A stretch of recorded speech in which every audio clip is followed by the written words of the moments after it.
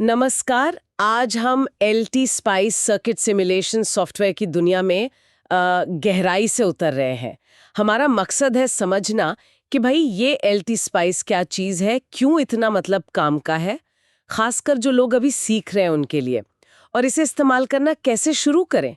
सबसे मज़ेदार बात पता है क्या? ये मुफ्त है। हाँ, ये बहुत जरूरी बात है। सोचिए, बिना कोई असली पार्ट खरीदे कंप्यूटर पर ही सर्किट टेस्ट कर लेना कितना सही है। चलिए पता लगाते हैं इसके बारे में। तो आसान शब्दों में बताएं, LT स्पाइस क्या है? देखिए, LT स्पाइस जो है वो एनालॉग डिवाइसेस का एक मुफ्त सॉफ्टवेयर है। हाँ। इसका मुख्य काम है एनालॉग सर्किट को सिम्युलेट करना, मतलब कंप्यूटर पर चलाकर देखना कि वो असल में कैसे काम करेंगे। अच्छा। और ये स्विच मोड पावर सप्लाई जैसे सर्किट के लिए तो बहुत ही बढ़िया है। सटीकता और तेजी से सिम्युलेट करता है। ठीक है, तो मुफ्त होने के अलावा और क्या वजह है इसे चुनने की? कई वजह हैं। पहली तो हाँ, ये मुफ्त है। ये बात इसे छात्रों और शौकिया लोगों के लिए एकदम परफेक्ट बना देती है। अच्छा। दूसरी, इसका जो सिमुलेशन इंजन है ना, वो बहुत शक्तिशाली है। मतलब मुफ्त है लेकिन कमजोर नहीं है। हाँ। जटिल एनालॉग सर्किट भी एकदम सही और तेजी से सिमुलेट कर लेता है। फिर इसमें कंपोनेंट्स की एक बहुत बड़ी लाइब्रेरी पहले से मौजूद है। एनालॉग डिवाइसेस के अपने पार्ट्स तो हैं ही। मतलब रेडीमेड पार्ट्स मिल जाते हैं सर्किट बनाने के लिए? बिल्कुल। और अगर कुछ ना मिले तो बाहर से मॉडल इंपोर्ट करने या बनाने का भी ऑप्शन है।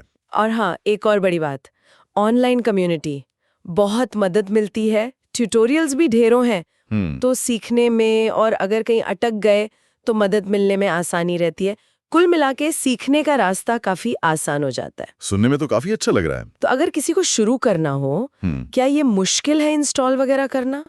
अपने ऑपरेटिंग सिस्टम विंडोज या मैक ओएस के लिए डाउनलोड कीजिए और बस इंस्टॉल कर लीजिए। ठीक है।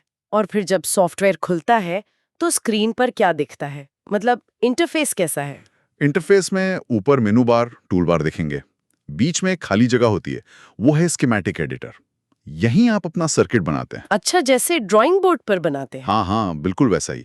और साइड में या टूल बार में कंपोनेंट लाइब्रेरी का बटन होता है, जहां से आप रजिस्टर, कैपेसिटर, आईसी वगैरह चुनते हैं। चलिए एक उदाहरण लेते हैं। हम्म, मान लीजिए एक बहुत ही सिंपल सा वो लो पास RC फिल्टर बनाना है। कैसे करेंगे? ठीक है। तो आप पहले नई स्कीमेटिक खोलेंगे, फिर कंपोनेंट लाइब्रेरी से एक रजिस्टर आर और एक कैपेसिटर सी चुनकर स्कीमेटिक पे रखेंगे। फिर वायर टूल लेंगे और उन्हें सीरीज में जोड़ देंगे, जैसे आप असल में तारों से जोड़ते हैं। ओके। फिर कंपोनेंट पे राइट क्लिक करके उनके मान सेट करेंगे, जैसे मान लीजिए रेसिस्टर 1 किलो ओम और कैपेसिटर 0.1 माइक्रोफैरड। ठीक है, R और C की वैल्यूज डाल दें। हाँ, फिर एक वोल्टेज सोर्स जोड़ना पड़ेगा जो सिग्नल देगा, उसे भी सर्किट से कनेक्ट कर देंगे। यहाँ तक तो सर्किट बन गया। अब इसे चलाकर कैसे देखेंगे? मतलब सिमुलेशन? बिल्कुल। अब आता है सिमुलेशन का स्टेप। राइट। आप सिमुलेट मेन्यू में जाकर एडिट सिमुलेशन कमांड चुनेंगे। वहां कई तरह के सिमुलेशंस होते हैं। आरसी फिल्टर के लिए हम एसी एनालिसिस चुनेंगे। ये फ्रीक्वेंसी रिस्पांस देखने के लिए होता है। फ्रीक्वेंसी रिस्पॉन्स मतलब अलग-अलग आवाज की पिच पर सर्किट कैसे काम करेगा? हाँ, एक तरह से वही। आप फ्रीक्वेंसी रेंज सेट करेंगे, जैसे 1 हर्ट्ज से 10 किलो हर्ट्ज तक। फिर रन बटन दबाएंगे। और फिर एलटी स्पाइस अपना काम करेगा और कुछ ही सेकंड में ग्राफ दिखाएगा। वो ग्राफ ही आपके आरसी फिल्टर का फ्रीक्वेंसी रिस्पांस है। वाओ!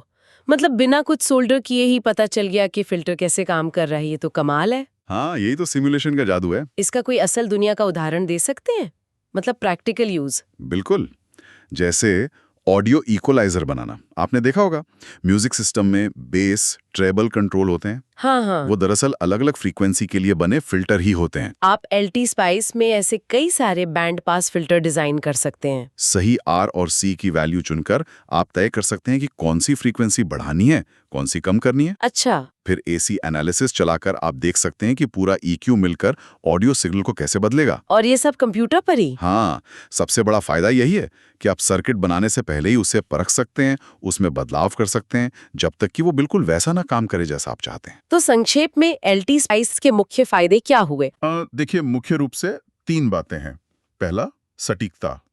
सिमुलेशन के जो नतीजे आते हैं वो अक्सर असल हार्डवेयर के नतीजों से काफी मिलते जुलते हैं। भरोसेमंद है मतलब? हाँ। दूसरा, गति। जटिल सिमुलेशन भी काफी तेजी से हो जाते हैं। इससे आप जल्दी बदलाव करके देख सकते हैं। डिजाइन प्रोसेस तेज हो जाता है। बिल्कुल।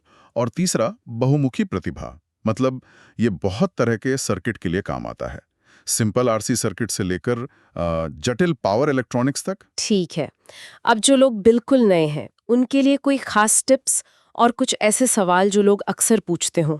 हाँ, नए लोगों के लिए मेरी सलाह होगी कि आसान सर्किट से शुरू करें, जैसे यही आरसी फिल्टर या वोल्टेज डिवाइडर। पहले इंटरफेस से थोड़ा सहज हो जाएं। ऑनलाइन ट्यूटोरियल बहुत हैं, उनका इस्तेमाल करें। यूट्यूब पर, फोरम्स पर काफ़ी कुछ मिल जाएगा। सही। और सबसे ज़रूरी बात, घबराएं नहीं, प्रयोग करें, वैल्यू बदलें, देखें क्या होता है। सिमुलेशन में कुछ बिगड़ने का डर तो है नहीं। हाँ, ये बात तो है। और आम सवाल? आम सवाल जैसे क्या ये बिगिनर्स के लिए ठीक है? तो हाँ, बिल्कुल ठीक है। क्या ये डिजिटल सर्किट सिमुलेट कर सकता है? तो थोड़ी बहुत क्षमता है, पर ये मूलतः एनालॉग के लिए बनाया है। अच्छा। क्या और कंपोनेंट्स जोड़ सकते हैं? हाँ, थर्ड पार्टी लाइब्रेरी मिल जाती हैं या खुद भी मॉडल बना सकते हैं। कौन से ओएस पर चलता है? विंडोज़ और मैक ओएस पर नेटिवली, और वाइन के जरिए लिनक्स पर भी चल जाता है। और कम्युनिटी सपोर्ट है? हाँ, बहुत एक्टिव ऑनलाइन फोरम है। बहुत बढ़िया। तो कुल मिलाकर एलटी स्पाइस सर्किट सिमुलेशन के लिए एक वाकई शक्तिशाली, मुफ्त और काफी काम का टूल है। ये डिजाइन को टेस्ट करने, समझने और बेहतर बनाने का एक शानदार तरीका है, खासकर असल प्रोटोटाइप बनाने से पहले। इसे आजमाना तो बनता है। बिल्कुल। और जाते जाते एक सवाल मैं छोड़ना चाहूंगा सोचने के लिए।